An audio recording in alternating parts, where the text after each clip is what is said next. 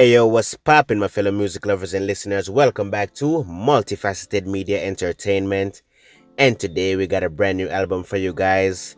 But before we get into the review, I just want to remind you, if you're going to enjoy the video, please be sure to hit the like button and the subscribe button and all the other YouTube things that you're probably familiar with and tired of hearing right now.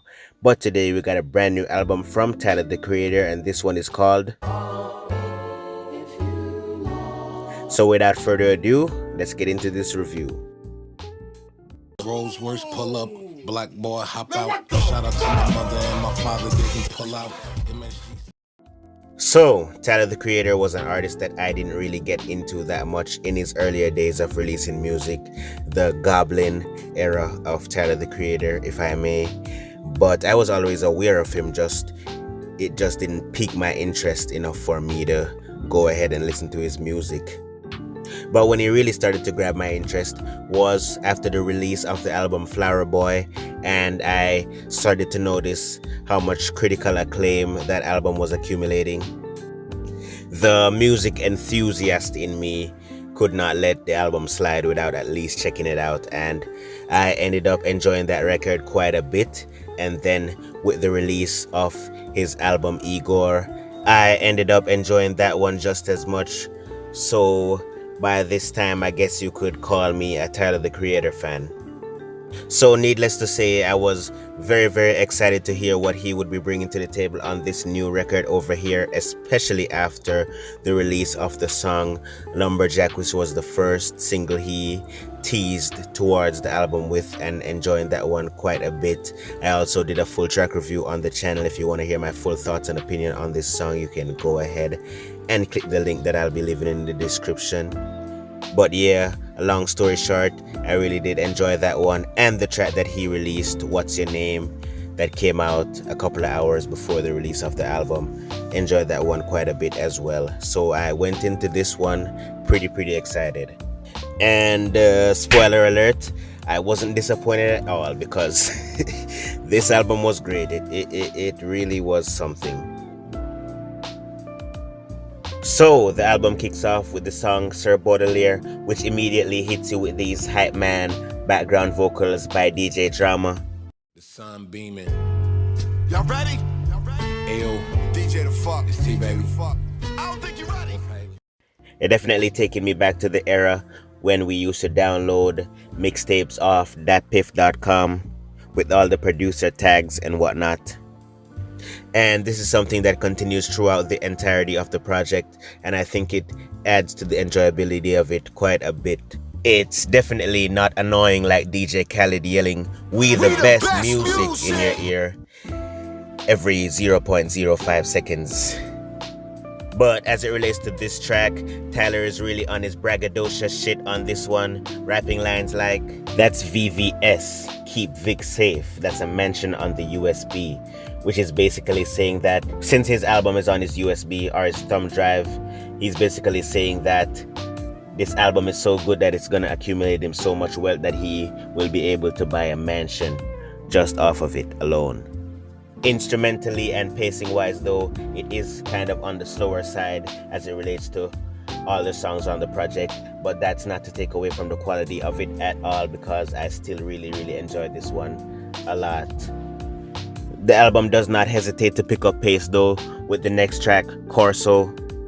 The instrumental is much more upbeat and energetic, and once again you have DJ Drama in the background just hyping the hell out of the track, just kind of feeding you that energy. The bass does get a little bit rumbly and muddy at times, but I think that might be an intentional aesthetic choice by the producer. At first it really didn't bother me too much, but could it be something that might get annoying on multiple listens in the future? I don't know, maybe. With that being said though, I definitely enjoyed this track even more than the first one, especially when that bass undertone came in. French waltz, she said she like the Royce, and I'm like, which one? I got two, hun. Look.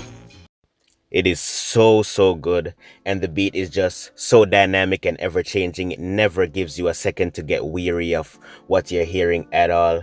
It's just overall a pretty great track. Lyrically, Tyler is still on his braggadocious bag on this one and spitting some nice flows and some great bars over this track. So yeah, this is one of my favorites on the album for sure. Niggas know what's up. You say pandemic. Yo. Oh, you wanna see a pandemic? So the next track is called Lemonhead featuring 42 Doug, and I was enjoying this track at first. The horn-centric production and Tyler's verse was pretty good, but as soon as 42 Doug came in on the song, it just kind of took me out of it. I gotta be honest, I didn't really enjoy 42 Doug's verse at all, so that kind of, I don't want to say ruined, but it kind of got in the way of my enjoyment of this track, to be honest. I did enjoy the overall smoothness of the outro though, and how it transitioned into the next song, What's Your Name, featuring Tidal and NBA Youngboy. And this is another one of my favorite tracks on the album.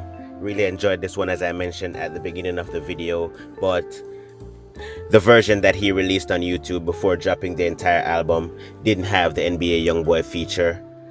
So it did catch me off guard when I heard him hop on the track, but what caught me even more off guard was just how good his verse actually was. I didn't expect him to perform this well over this type of production at all, but he really exceeded my expectations. Kinda like 21 Savage did on that track with J. Cole back on the off season. But yeah, this track is really smooth and groovy, featuring Tyler spitting his best game to some chick that he suspects is in a relationship, but he really doesn't care. And then Ty Dolla $ign coming in with some smooth background harmonies, and then NBA Youngboy comes in and kills it as well. So another pretty great track in my opinion here. Now the next track, Lumberjack, as I mentioned before, I have a full track review on the channel, so you can click that one if you want to hear my full thoughts on this song, but overall I enjoyed it quite a bit. So the next track is Hot Wind Blows featuring Lil Wayne, and man, Lil Wayne spazzed on his verse. He probably had the best feature on the entire project here. He left Earth entirely with some bars that I can't even fathom how somebody could come up with, like, the wind it blows so hard to me, like Mother Nature arguing over some baby father beef, and I'm stuck in the middle of the sandwich like some slaughter meat. Oh my god. He also said, he has wings beneath his wings, the desert eagle is underneath his coat. Like, man, bro, how do you think of stuff like this? But yeah, this track was awesome as well, and Tyler, the creator, really did deliver on his verse also. So, man, just an onslaught of amazing tracks this album is. On the topic of features, he also had the track Juggernaut featuring Lil Uzi Vert and Pharrell Williams, and they both also delivered some pretty good verses on this track in my opinion. But I think you guys get the drift, man. This album is pretty great.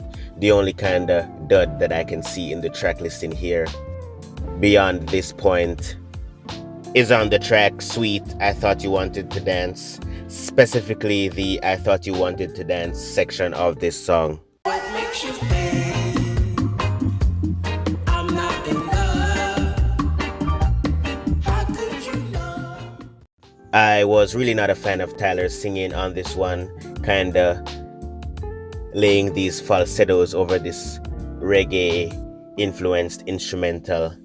The beat isn't really the problem, but I just found his falsettos to be kind of weak, so didn't enjoy this quite as much as everything else on the project. But the song does pick up pace towards the end though, and kind of gets back on track.